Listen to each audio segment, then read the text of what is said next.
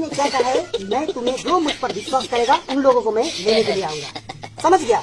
जो अभी आप लोग कर रहा है ना, ये आपका शरीर के लिए कर रहा है, आत्मा के लिए कुछ करो, आत्मा के लिए कुछ करो। आत्मा के लिए करने के लिए क्या करना चाहिए, इससे मत। ठीक है, आप लोग दोनों के लिए मैं प्रार्थना गर्छु।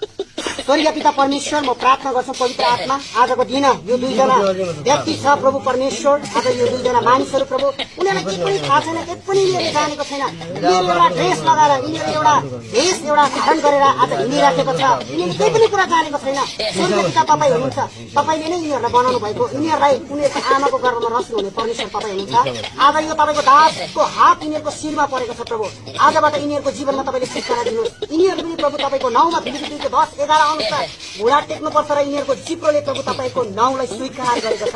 पवित्र आत्माको शक्तिमा म प्रार्थना गर्छु प्रभु परमेश्वर, तपाईँले दिनुभएको अधिकार हो।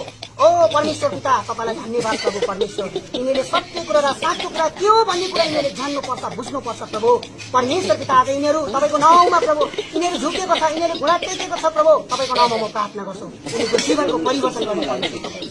धन्यवाद स्वर्गीय पिता परमेश्वर, तपाईँले यिनीहरूको जीवनमा काम गर्नुहोस् प्रभु।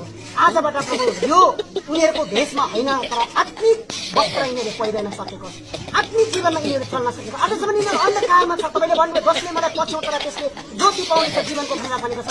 आज तपाईँलाई साँचो